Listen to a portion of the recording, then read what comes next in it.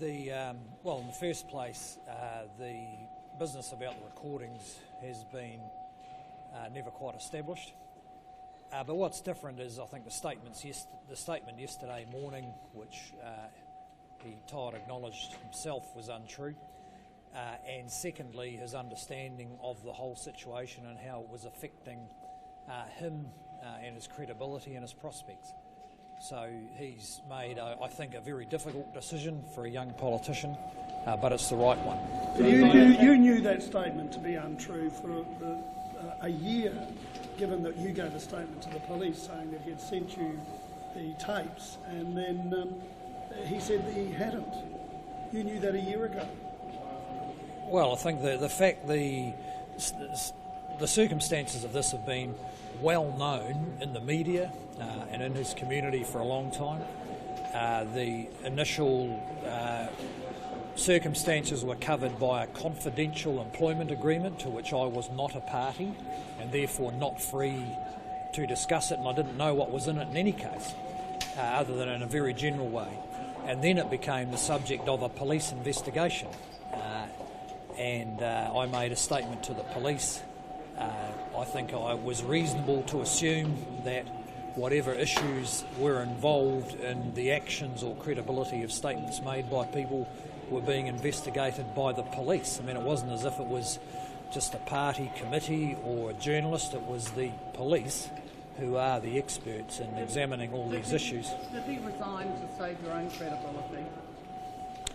Well, I think he's outlined the reasons he resigned. I think that his... and as I said, I think it's been a very difficult decision for a young man to make, and a shame that it's come to this.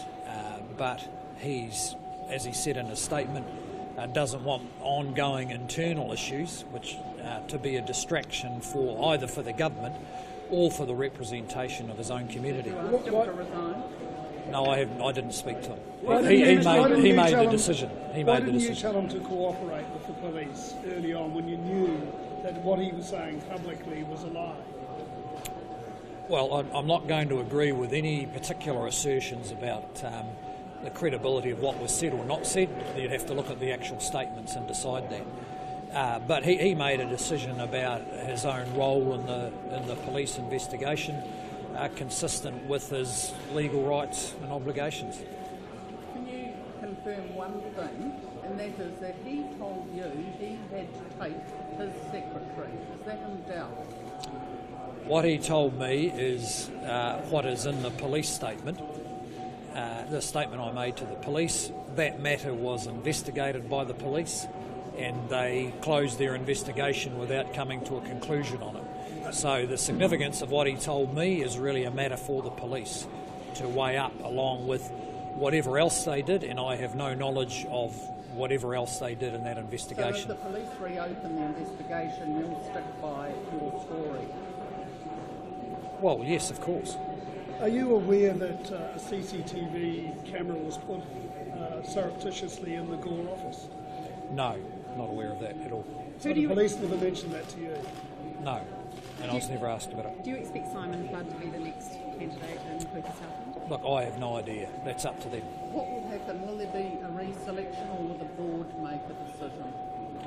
I don't know. You would have to ask the National Party board. Is Mr Barclay going to be in Parliament? New Zealand covered why the taxpayers' money in the leadership budget was used to help pay off the hush money to the victims. Well, no, simply don't accept that assertion. Any employee in New Zealand has a set of rights and obligations. Every employer has a set of obligations. The employer of all parliamentary staff are not the politicians. It's the parliamentary or ministerial services. It's not unusual. It's not unusual. Do you want the answer? It's not unusual at all to have employment disputes. I mean, ask the leader of the opposition. So when there are employment disputes, they're resolved in the same way as any other employment disputes, either through the courts or by settlement. I was not a party to this settlement at all. I had no role in the employment dispute. I don't know what was settled, other than a general indication as in a published text of mine. So there's no point. I don't know what the employment dispute actually was about, and I don't know how it was settled. Did George know about the secret recordings, and if so, would you have expected him to do something about it 16 months ago? Well, I don't accept the assertion, quote, nothing was done about it. I reported it to the appropriate party official, that's on the record, the electorate chairman, who's in our system, the main party official who works with an MP. I reported it to the police because there was the allegation of an offence having been committed. So that was passing on the knowledge to the appropriate authorities for them to deal with it as they saw fit. So there was no element of knowledge of some action that was hidden. It was, in fact, communicated openly, and in fact the allegations around this have been in the media for 18 months to 2 years. It took you 2 months to talk to the police. Why the delay? Well, I can't recall, how long it took between whenever they started the investigation, but I get around the country a lot. I don't think there was any impediment to me talking to them or them talking to me. So how damaging do you believe this has been for the National Party? I don't think of itself it's damaging. I mean, there's these sorts of issues arise commonly in politics, and this one has been dealt with, I think, pretty decisively, principally because of the decision by Mr Barclay to stand down. Was he convinced? How you handled this personally? Do you regret the way anything you would have done differently? Oh, look, my main regret here is that people that I know well fell out so badly, and it's been an ongoing problem in different forms. It's a shame that it's ended up in this situation, and I hope now, though, that with the issue resolved, at least this aspect of the issue resolved, that we can get on with both the business of government but also representation of the people in Clutha-Southland who I know well. Was Todd Barclay pressured in any way by anyone in your office to resign? Look, he discussed the issue with a whole lot of people, including senior colleagues. That's exactly what you would expect.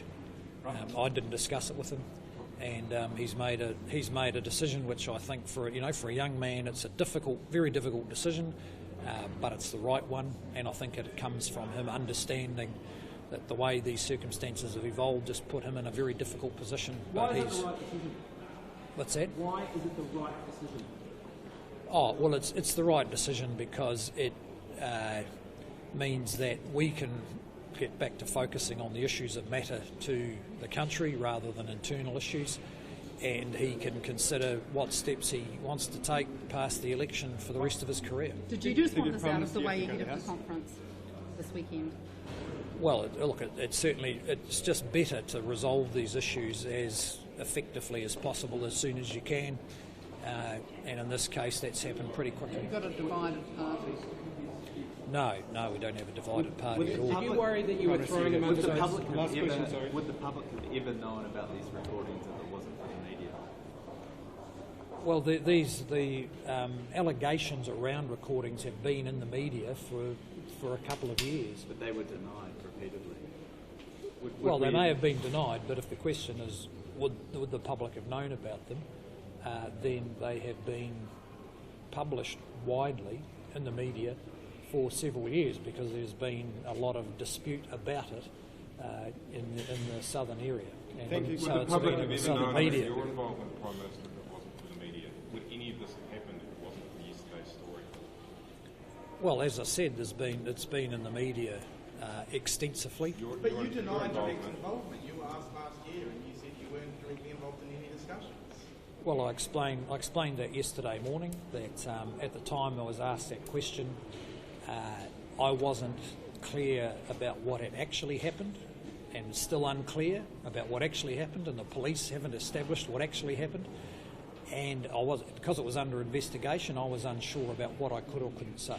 Did he play you the recordings ever? No. Were you worried that you were throwing Barclay under the bus yesterday by releasing the police transcript? Look, of course, the way a party works is you try to do the best for your MPs under any circumstances. But at a point where he made a statement about what had been said to me, which was quite different from once I'd clarified my understanding of what I'd said with the police, then that wasn't tenable. Okay, I'm going to have to go. Thanks. Thank you.